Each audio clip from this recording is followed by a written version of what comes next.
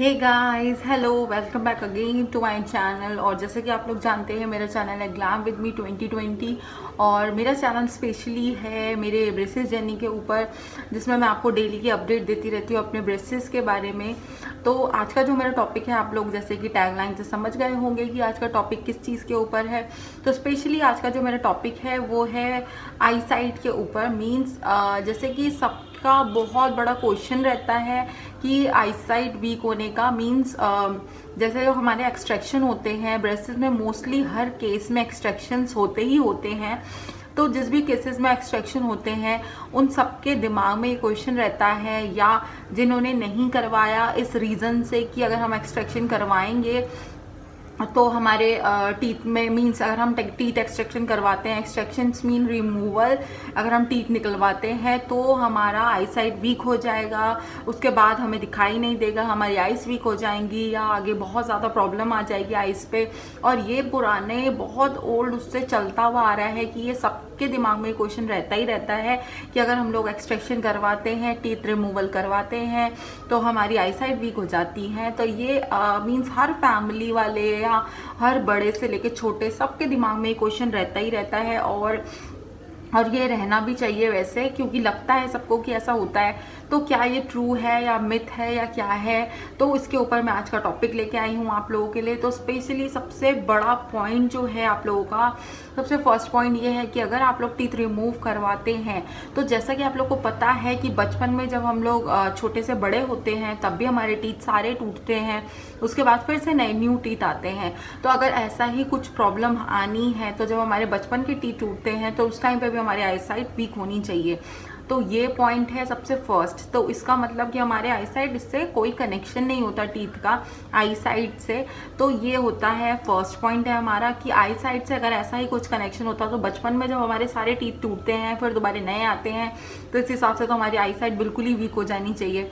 Second point ये है कि अगर हम लोग एक्सट्रैक्शन करवाते हैं, मीन्स टीथ रिमूवल करवाते हैं, तो कई केसेस में ऐसा होता है, आप लोगों ने सुना होगा कि किसी के टीथ में कीड़ा लग गया है, कैविटी ज़्यादा हो गई है, या बहुत ज़्यादा कुछ परेशानी आ गई है, या प्रॉब्लम में रूट कैनाल हो रखा है टीथ में, उसके बाद भी पेन हो रहा है, या कोई भी आगे आगे बहुत सारी परेशानियाँ ऐसी आती हैं, बहुत सारी चीज़ें ऐसी होती हैं जिसकी वजह से हमें टीथ रिमूवल कराना पड़ता है, एक्सट्रैक्शन कराना होता है। उस केस में हम बिल्कुल नहीं सोचते हैं कि हमारे टीथ में या टीथ निकालने से हमारी आई साइट वीक हो जाएगी, तब भी डॉक्टर्स हमारे टीथ रिमूव करते हैं, बहुत सारे लोग करवाते हैं।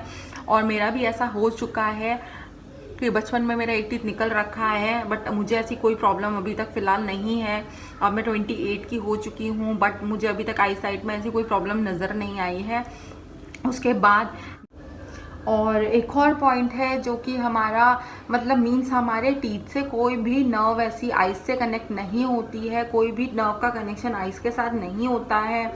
ये आपका बहुत बड़ा पॉइंट है, बहुत बड़ा टॉपिक है। मीन्स क्योंकि हमारी आइस के साथ हमारा कोई भी नर्व हमारा टीथ में कनेक्ट नहीं होता है, ना टीथ का नर्व कोई हमारा आइस के साथ कनेक्ट रहता है। एक नर्व हमारा ऐसा होता है जो हमारे ब्रेन के साथ कनेक्ट रहता है हमारे टीथ का, उसको बोलते हैं ट्रिजेमिनल नर्व, जिसकी स्पेलिंग भी मैं आपको लिख के दे दूंगी और जिसके बारे में आप गूगल में सर्च कर सकते हैं कि वो किस नर्व से कनेक्ट रहता है। वो नर्व ये रहती है कि वो हमारे टीथ से कनेक्ट रहती है ब्रेन के साथ, जिससे हम कुछ भी चीज़ अगर हम खाते हैं तो हमें सेंसिटिविटी का पता चल जाता है। उससे यह रहता है कि हम क्या फूड इनटेक कर रहे हैं, क्या हम ले रहे हैं, उसका हमारे को टीथ से कनेक्शन ब्रेन में जाता है कि हम ये खा रहे हैं, हमें इसको चबाना है या हमें नहीं चबाना है। तो इस वजह से हमें सिग्नल मिलते हैं कि हमें खाना है या नहीं खाना है, चबा के खाना है या कैसे खाना है। तो सिर्फ यही नर्व एक रहता है जो हमारे टीथ से कनेक्टेड रहता है, उसके अलावा कोई भी नर्व हमारा टीथ से कनेक्टेड नहीं रहता है। तो आइस से कोई भी इस चीज़ की प्रॉब्लम नहीं आती है रिमूवल से, एक्सट्रैक्शन से। तो इस केस पे आपको बिल्कुल भी डरने की जरूरत नहीं है कि हम लोगों को कोई भी प्रॉब्लम आने वाली है आगे एक्सट्रैक्शन के साथ।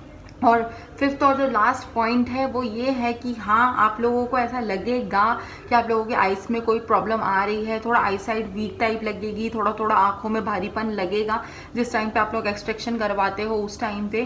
क्योंकि मुझे भी ऐसा लगा था, मैं बहुत डर गई थी, मैंने बहुत सारा काफ़ी सर्च करा इसके बारे में कि आई साइट के ऊपर। तो उस टाइम पे मैंने इसके बारे में बहुत ज़्यादा पढ़ा और ये सर्च किया कि आई साइड से इसका कोई कनेक्शन नहीं है, बट ऐसा हमें लगता है बिकॉज ऑफ दिस कि अगर हमारा टीथ निकलता है तो हमारे ब्रेन तक उसका मतलब ब्रेन तक उसका वो नर्व्स का वो जाता है इफेक्ट। तो उससे क्या होता है, अगर हमारे ब्रेन में उसका इफेक्ट जाता है तो हमें बहुत पेन फील होता है। पेन फील होने की वजह से हमारा पूरा ये एरिया पूरा पेन से बहुत दर्द होता है। तो उसकी वजह से जब हमारा यहाँ एरिया पूरा दर्द होता है तो हमारी आईज में भी यहाँ तक इफेक्ट पड़ने लग जाता है। तो हमारे ब्रेन में भी काफ़ी पेन रहता है इसकी वजह से। इसलिए आपको लगेगा कि आपके ब्रेन में या आपके आईज में बहुत ज़्यादा इफेक्ट कर रहा है। कुछ टाइम पीरियड के लिए ऐसा रहता है, 1 वीक 2 वीक तक। उसके बाद धीरे धीरे आपको नॉर्मल फील होने लग जाएगा, नॉर्मल लगने लग जाएगा। क्योंकि ऐसा होता है, अगर हम इमोशनली भी अगर हम बहुत ज़्यादा परेशान हैं तो हमारी आइस में बहुत ज़्यादा इफेक्ट करने लग जाता है। ब्लैक सर्कल्स या डार्क सर्कल्स जिसे बोल सकते हैं वो आ जाते हैं। तो मीन्स हमारे स्किन में, हमारी बॉडी में कभी भी कोई चेंजेस आते हैं तो हमारी आइस पे ज़रूर दिखाई देते हैं। जैसे हमारे इमोशंस हमारी आइस पे दिखाई देते हैं, वैसे ही उस वजह से हमें आइस में ऐसा लगने लग जाता है कि हमारे को कुछ प्रॉब्लम आ रही है। और अगर उसके बाद भी आप लोगों को ऐसा लगता है तो अपनी डाइट पे बहुत ज़्यादा कंटिन्यूअस हेल्दी फूड खाइए, हेल्दी फूड लीजिए, हेल्दी डाइट लीजिए अपनी आइज़ के लिए। अगर आपको ऐसा लगता है कि आपको थोड़ी बहुत भी प्रॉब्लम आ रही है तो आप अपने ऑर्थोडोंटिस्ट से इस चीज़ के ऊपर बात कर सकते हैं, अपने डेंटिस्ट से बात कर सकते हैं कि ऐसा क्यों लग रहा है या क्यों हो रहा है। तो आज का टॉपिक मेरा इसी चीज़ के ऊपर था कि आई साइट्स में कोई इफेक्ट पड़ता है या नहीं पड़ता है। तो यही मेरा आज का टॉपिक था। बहुत ही इंपॉर्टेंट टॉपिक है, बहुत ज़्यादा लोगों की रिक्वेस्टेड वीडियो थी इसमें, या लोगों ने बहुत ज़्यादा कमेंट किया हुआ था मुझे कि मैम प्लीज़ बताइए कि आइज़ में प्रॉब्लम आती है या नहीं आती है। और ये मुझे खुद के ऊपर भी बहुत ज़्यादा मैंने इसके ऊपर सर्च किया हुआ है कि मेरे आइज़ में कोई इफेक्ट पड़ेगा या नहीं पड़ेगा। तो इससे ऐसा कोई इफेक्ट नहीं पड़ने वाला है आप लोगों को। और बाकी जो भी अगर आप लोगों को ऐसा लगेगा तो आप लोग प्लीज़ अपने ऑर्थोडेंटिस्ट से बात कर सकते हैं या अपने डेंटिस्ट से बात कर सकते हैं। और आज का मेरा वीडियो इसी चीज़ के ऊपर था। तब तक के लिए bye bye and take care. और एक और मैं न्यूज़ देना चाह रही थी कि कल मेरा ब्रेसेस का टाइटनिंग का अपॉइंटमेंट है। तो कल की वीडियो भी मैं ज़रूर अपने ब्लॉग में डालूंगी। तो कल आप लोग मेरे साथ चैनल में बने रहें। और कल मेरा अपॉइंटमेंट है तो मैं आपको पूरा उसका दिखाऊंगी कि मेरे क्या क्या चेंजेस करे डॉक्टर्स ने और क्या क्या बोला है मुझे मेरे ऑर्थोडोंटिस्ट ने। तो तब तक आप लोग मेरे चैनल में बने रहें और take care and bye bye. और प्लीज़ मेरे चैनल को सब्सक्राइब करें, लाइक करें और शेयर बटन को ज़रूर दबाएं। तब तक के लिए bye bye and take care.